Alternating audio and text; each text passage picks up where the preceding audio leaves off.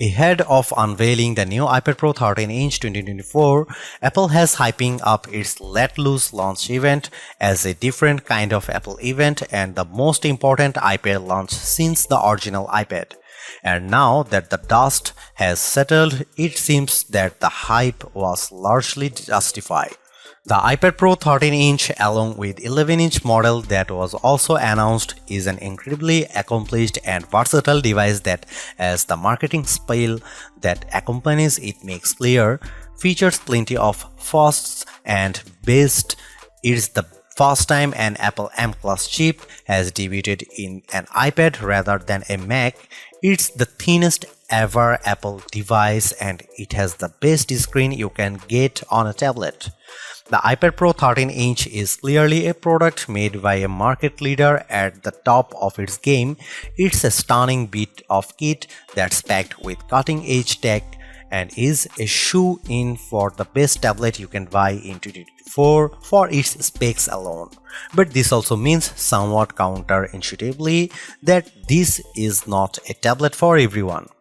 For a start, along with the lofty specs, features and performance claims Apple is making for the iPad Pro 13-inch comes an equally sky-high price tag, $1,299 for the base model and $2,199 is for max specs model. That price immediately puts it out of the reach of many people, and this is clearly not a tablet that's designed for just browsing the web and watching videos on the couch.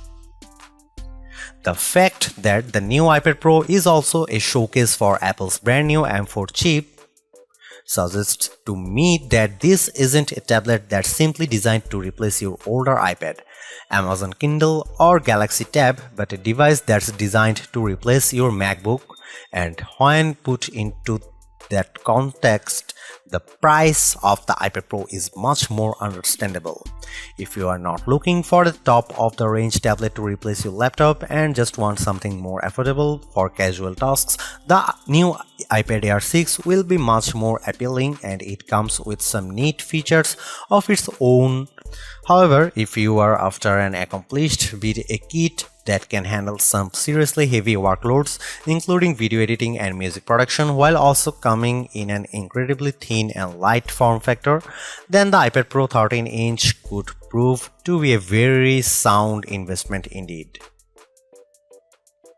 The body of the iPad Pro 13-inch 2024 is made with 100% recycled aluminum, and not only is this good for the environment, but it helps give the iPad Pro a solid and dependable feel without being too heavy.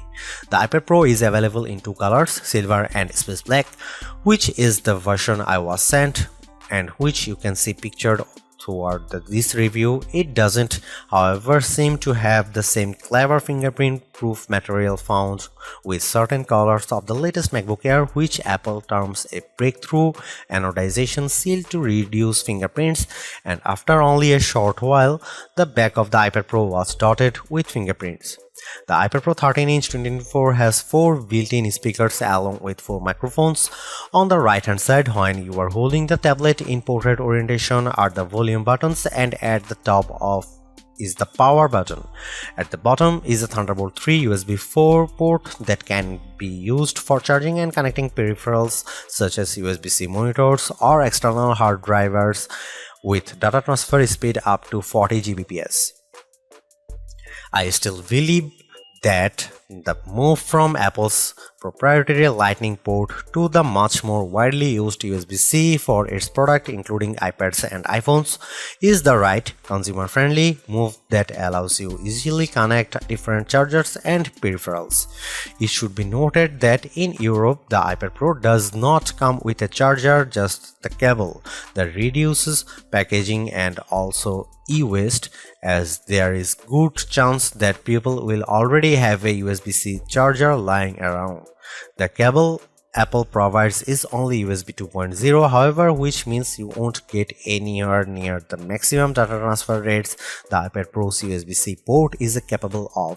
This feels like a bit of a mean decision on Apple's part, especially considering how expensive the iPad Pro 13-inch is.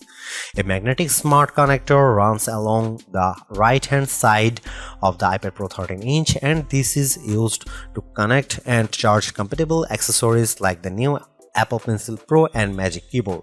The use of this new smart connector, however, means the older Apple Pencil does not work with this iPad Pro. When it comes to the cameras, there is both good and bad news. The good news is that 12-megapixel ultra-wide front camera has been moved to the right-hand side, which means that when you use the iPad Pro in landscape orientation, the camera is at the top of the screen. This makes video calls much more comfortable and intuitive, and logging in via Face ID also feels easier. This is a design upgrade that many iPad Pro owners had been asking for, and it is very welcome. What is less good news, however, is that on the rear cameras, 12-megapixel f1.8 rear camera that can film up to 4K at 60 fps with a LiDAR sensor to assist with autofocus and an adaptive True Tone Flash, which Apple claims improves document scanning by using AI to detect when you are taking shots of a paper document and removing shadows from images by taking multiple shots.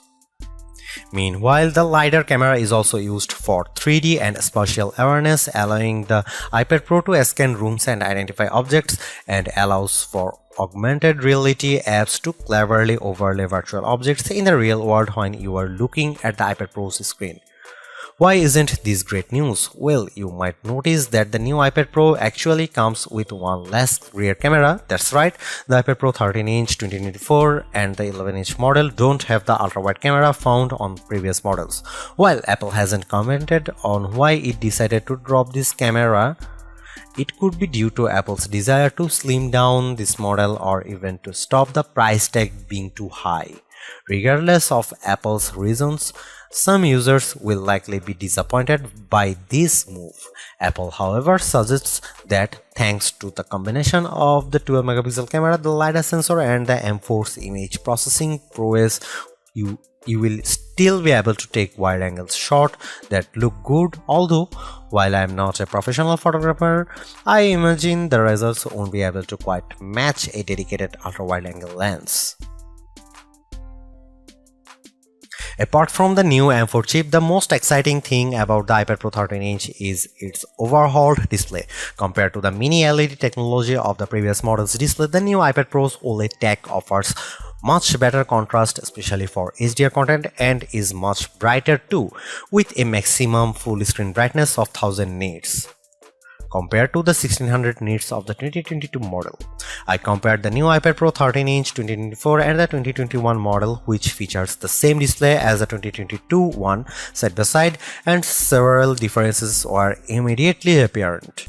Watching the same Dolby Vision 4K footage, the new iPad Pro 13-inch offered more detail in very dark scene, with textures visible that are obscured by shadows on the 2021 model. There was also no visible bloom with the iPad Pro 13-inch 2024, which is where some light leaks from bright objects into adjacent dark areas. Comparing the iPad Pro's screen side by side, other more subtle differences were noticeable. For a start, the color temperature of the new iPad Pro's screen is warmer than the 2021 models, which means whites had a slight yellow tint compared to the blue tint of the 2021's screen. This was with both iPad Pros set to their default display settings and with True Tone turned off. True Tone is an Apple-specific feature that adjusts the color of the screen depending on the ambient light you are using the iPad in. By default, this is turned on, and for casual use, I recommended you keep it on for the best image quality. Although, if you are working on a project that requires color accuracy such as photo editing, then you will want to turn this off. As usual, the iPad Pro 13-inch 2024's screen offers support for the wide P3 color gamut. The color temperature difference won't be immediately noticeable unless you turn off true tone and have two iPads next to each other, and even then which display looks better will be a matter of taste. I actually slightly prefer the cooler color temperature of the older model. Watching movies both through the Apple TV Plus and Disney Plus, as well as viewing photos and playing games, was an absolute joy on the iPad Pro 13-inch 2024, with colors looking bright, lifelike, and vibrant. As far as tablets go, you won't get a better viewing experience. The screen also comes with ProMotion technology that enables adaptive refresh rates between 10Hz and 120Hz, depending on what you are doing. This means that scrolling websites and social media feeds feels smooth and responsive, and games look feel great as well. The display of the iPad Pro 13-inch 2024, which Apple calls Ultra Retina XDR, is capable of lower refresh rates than its predecessor, which won't make too much of a difference viewing wise but could help to prolong battery life when a fast refresh rate isn't needed. The 13-inch iPad Pro has a slightly larger screen compared to the display of the previous 12.9-inch model, but it also has a higher resolution which evens out the pixel density, so it's pretty even between generations at 264 ppi for the new Pro compared to the older model's 265 ppi. The more pixels per inch a display has, the sharper and more detailed the image quality. The iPad Pro 13-inch 2024 uses some rather unique technology dubbed tandem OLED. This is essentially two OLED displays layered one on top of the other with their combined brightness resulting in dazzling images. Some OLED displays can struggle with peak brightness, and this tandem technology is an attempt to rectify that.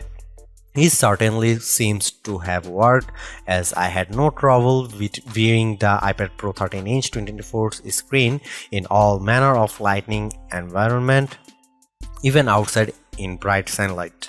By effectively halving the burden on each panel to display bright pixels, such OLED screens should avoid instances of burn-in, where static images can sometimes remain visible after they have been displayed, an issue that OLEDs can be susceptible to. During my time reviewing the iPad Pro 13-inch 2024, I didn't see any evidence of burn-in, although this isn't necessarily surprising, as it often only starts to appear after many hundreds of hours of use. Regardless, I never worried about it either. One thing to note is that due to the 3:2 aspect ratio of the 13-inch iPad Pro, when you are watching widescreen videos in ratios of 16:9 or especially 2.39:1 cinema ratio, you will see two prominent black bars above and below the picture, unlike previous models which had quite different tech depending on the screen size you choose. With the latest 13-inch iPad Pro and 11-inch iPad Pro, there is no quality penalty if you go for the smaller version. Both use the same technology, and as mentioned, they have different resolutions that equate to the same pixel density. This is a welcome change, as it means that if you had rather have a smaller iPad Pro, you are not going to miss out on the visual goodies. You can also configure the 1TB and 2TB models to come with nano texture display glass. This premium finish helps to reduce glare and reflections and could be of interest to professionals who will be using the iPad Pro for a long periods of time in locations such as studios which have a lot of bright lights. You can't get this screen tech with the smaller capacity models, and you have to pay extra $100 for the privilege. Apple sent me the iPad Pro with just the standard glass, so I was unable to test out of the nano texture glass, but I have seen it in action on the studio display, and it does indeed do a good job of reducing glare. Whether or not this is enough to justify spending $100 more will depend mainly on what you are using your iPad Pro for. Even without it, I found that glare wasn't too bad thanks to the brightness of the screen, although reflections were visible. Overall, the display of the iPad Pro 13-inch 2024 is easily the best you will get on a tablet device, and it even competes with the best laptop displays as well. That said, the dual OLED setup has clearly impacted the overall price of the new iPad Pro, and while it's a step up over its predecessors, I don't think the screen on its own would justify upgrading if you have an older iPad Pro with a mini LED screen. However, the iPad Pro 13-inch 2024 has a few more tricks up its sleeve. The iPad Pro 13-inch 2024 is the best tablet Apple has ever made, and the company has clearly thrown everything at it. You get an amazing OLED screen, a powerful M4 chip, and a ridiculously thin and light design, and if money is no object, this is an incredible bit of kit. However, for the vast majority of us, money is an object, and a very important one, and it's hard to justify the huge price tag unless you are going to be using this as a laptop or desktop replacement for serious creative workloads. If you just want a tablet for relaxing on the couch and scrolling the web, this isn't for you. Check out the new iPad Air 2024 instead.